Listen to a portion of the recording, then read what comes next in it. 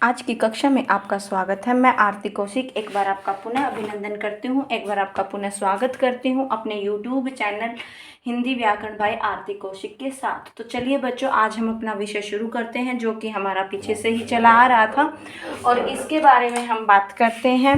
तो हमारा टॉपिक चल रहा था विशेषण का, और विशेषण में भी हम बात कर रहे थे किसकी? विशेषण की अवस्थाओं के बारे में। तो विशेषण की अवस्थाओं की अगर बात करते हैं तो सबसे पहले हमने क्या जाना कि विशेषण की जो कितनी अवस्थाएं होती हैं, विशेषण की 3 अवस्थाएं होती हैं। कौन सी होती हैं? मूलावस्था, उत्तरावस्था, उत्तमावस्था। इन तीनों में होता क्या है? तुलना होती है। अब तुलना किस में होती है? पहली बात मैंने आपको बता दिया था, मैं फिर से बता रही हूँ कि इसमें जो तुलना होगी वो संज्ञा सर्वनाम शब्दों के साथ होगी। किसके साथ होगी? संज्ञा या सर्वनाम शब्दों की किसके साथ होगी? संज्ञा या सर्वनाम शब्दों के साथ ही इसमें तुलना की जाएगी, अलग से कोई तुलना इसमें नहीं होगी। तो बात करते हैं मूलावस्था की। अब मूलावस्था में हमने क्या सीखा था कि इसमें तुलना होगी, लेकिन कैसे होगी? देखिए, अन्य संज्ञा सर्वनाम शब्दों के साथ कोई तुलना नहीं, यानी कि मेरी तुलना मेरे साथ ही रहेगी। एक संज्ञा की तुलना एक सर्वनाम की तुलना है जो उसी के साथ रहेगी, किसी अन्य संज्ञा सर्वनाम की तुलना नहीं की जाएगी, यानी कि दो के बीच में तुलना नहीं होगी, सिर्फ एक की ही विशेषता बताई जाएगी।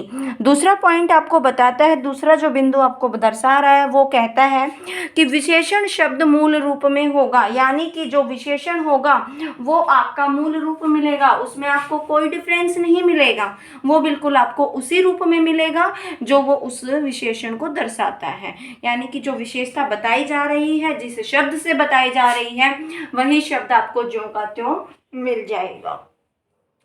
आगे बात करते हैं उत्तरावस्था की। किसकी? उत्तरावस्था की। अब देखिए, उत्तरावस्था के बारे में हमने पढ़ा कि क्या होती है। अब इसमें क्या था? पहली मूलावस्था में हमने पढ़ा कि किसी की तुलना किसी के साथ नहीं की जाएगी, लेकिन हम उत्तरावस्था में क्या पढ़ने वाले हैं? उत्तरावस्था में हम पढ़ने वाले हैं कि दो संज्ञा या सर्वनाम शब्दों में तुलना की जाएगी, यानी कि पहले सर्वनाम संज्ञा की तुलना दूसरे संज्ञा या सर्वनाम शब्दों के साथ की जाएगी। मेरी तुलना किसी और के साथ या आपकी तुलना मेरे साथ, यानी कि दो व्यक्ति या दो सर्वनाम शब्दों के बीच में आपकी तुलना की जाएगी।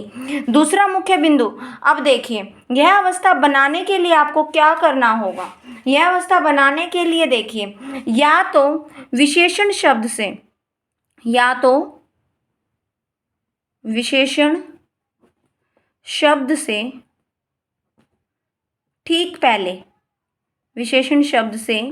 ठीक पहले आपको क्या मिलेगा?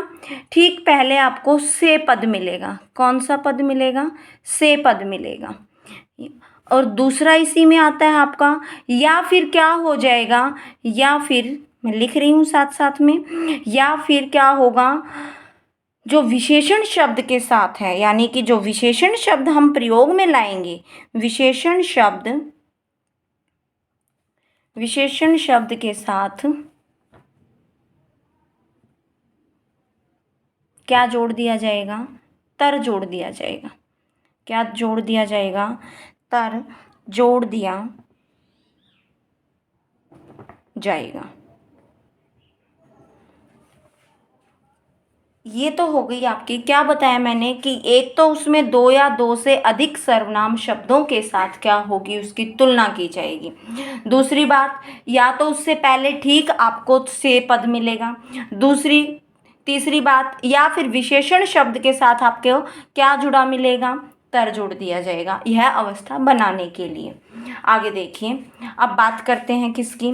तीसरी जो अवस्था है हमारी, कौन सी है? तीसरी अवस्था है बच्चों हमारी, तीसरी अवस्था जो आएगी बच्चों, वो आएगी हमारी उत्तमावस्था।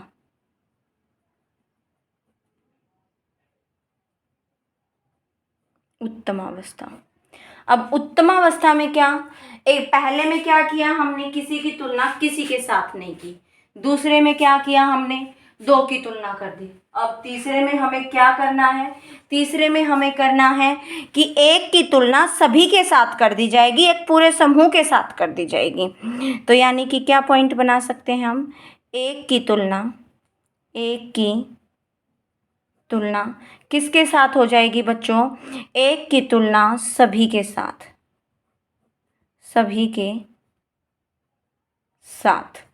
दूसरा है बिल्कुल उसी तरह उत्तरावस्था की तरह, यह अवस्था बनाने के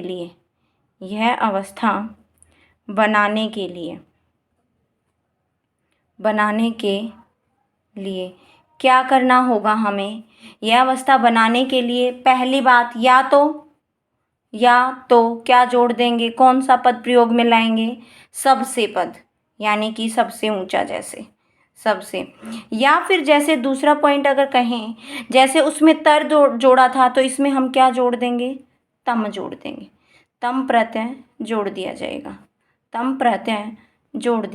बच्चों, क्या जोड़ दिया जाएगा, तम प्रत्यय जोड़ दिया जाएगा। ये थी हमारी तीनों अवस्थाएं। इनको बनाने का ढंग, इनमें क्या तुलना होती है, किस प्रकार होती है, वो सब बातें मैंने आपको बता दी हैं। अब आगे बात करते हैं, किस बारे में बात करते हैं, देखिए अब तीनों को उदाहरण के साथ समझते हैं। तीनों को क्या करते हैं, उदाहरण के साथ समझते हैं। पहली ली हमने कौन सी, मूलावस्था, कौन सी ली बच्चों, मूलावस्था। दूसरी ले ली हमने कौन सी, दूसरी ली बच्चों हमने उत्तरावस्था, कौन सी ली, उत्तरावस्था।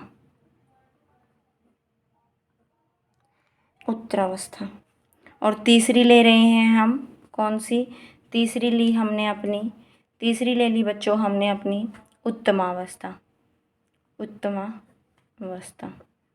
उदाहरण देखिए, अब उदाहरण क्या कहता है, उदाहरण पहले में क्या लिखा हमने कि कोई तुलना नहीं, क्या, कोई भी तुलना नहीं। इसमें क्या था, 2 में तुलना थी, क्या थी, 2 में तुलना थी। तीसरा क्या था, सभी के साथ तुलना थी, 1 की तुलना सभी के साथ की थी, सभी के साथ। अब उदाहरण देखें, दूसरी बात इसमें उदाहरण से पहले एक बार फिर देख लीजिए, क्या था कि विशेषण शब्द जो होगा वो किस रूप में मिलेगा आपको, मूल रूप में। अब इनमें तो विशेषण शब्द मूल रूप में था ही नहीं, यहाँ पर विशेषण है, तो इसमें 2 अवस्थाएं बनाई थी हमने, या तो इससे पहले आपको से पद मिल जाएगा या इसके बाद आपको तर जुड़ा मिल जाएगा। ठीक इसी प्रकार या तो विशेषण शब्द से पहले क्या मिल जाएगा आपको, विशेषण शब्द से पहले हमें क्या मिल जाएगा, विशेषण शब्द से पहले हमें सबसे मिलेगा, या फिर क्या हो जाएगा, हमें तम मिलेगा। जैसे उदाहरण लेते हैं, निम्न, क्या लिखा मैंने, निम्न। अगर मूलावस्था है तो वो शब्द निम्न ही मिलेगा आपको, लेकिन अगर वो उत्तरावस्था है तो क्या लिखा मिलेगा आपको, निम्नतर, क्या, निम्नतर। और उत्तमावस्था में आपको क्या मिलेगा, वो निम्नतम, या फिर लिख सकते हैं से निम्न या सबसे निम्न, ये हो जाएंगी आपकी उत्तरावस्था। तो बच्चों विशेषण के टॉपिक में जो मूल अवस्थाएं थी वो मूल अवस्थाएं मैंने आपको समझा दी हैं, बता दी हैं। उम्मीद करती हूँ आपको समझ में आई होंगी, ना आई तो कमेंट करके ज़रूर बताएं मुझे, मैं फिर से कोशिश करूँगी। अब बात करते हैं जो मुख्य बिंदु, हम सोचते हैं कि यहीं पर ख़त्म हो जाता है, लेकिन बात यहीं पर ख़त्म नहीं होती। अब बात करते हैं एक और मुख्य बिंदु जो रहेगा हमारा, मुख्य बिंदु जो रहेगा वो है, अब एक सुना भी होगा आपने कि, देखिए बात करते हैं आगे विशेषण के बारे में ही, विशेषण, उद्देश्य विशेषण और विधेय विशेषण। उद्देश्य और विधेय यानी कि वाक्य के 2 प्रकार होते हैं, किसके, वाक्य के 2 प्रकार होते हैं। अब उद्देश्य क्या होता है, उद्देश्य के बारे में बात करें, उद्देश्य क्या होता है और विधेय क्या होता है। ये वाक्य का प्रकार है, एक वाक्य में होते हैं। अब वाक्य को जब लिखा जाता है तो क्या होता है, कर्ता प्लस कर्म, योग में क्या आ जाता है, क्रिया। जो कर्ता होता है हमारा वो क्या कहलाता है, कर्ता ही आपका उद्देश्य होता है। क्या होता है, उद्देश्य होता है। और ये जो कर्म और क्रिया होते हैं ये आपके क्या कहलाते हैं, विधेय। तो हम कह सकते हैं, क्या कह सकते हैं कि वाक्य में जो भी उद्देश्य है, वाक्य में जो भी कर्ता है वो कर्ता आपका क्या रहेगा, उद्देश्य रहेगा। क्या रहेगा, उद्देश्य रहेगा। और बाकी जो बचा हुआ है कर्म और क्रिया, बाकी जो बचा हुआ है कर्म और क्रिया, वो सब आपके क्या हो जाएंगे, वो सब बच्चों आपके हो जाएंगे विधेय। क्या हो जाएंगे बच्चों, विधेय हो जाएंगे। अब आगे देखिए, अब बात करनी थी हमें उद्देश्य विधेय, उद्देश्य विशेषण और विधेय विशेषण की। किसकी, विधेय विशेषण की। बात तो हम इसके बारे में करने चाह रहे थे। अब क्या बात करी, देखिए, अगर उद्देश्य विशेषण यानी कि जब उद्देश्य की विशेषता बताई जाए आपको तो वो क्या कहलाएगा, आपका उद्देश्य विशेषण।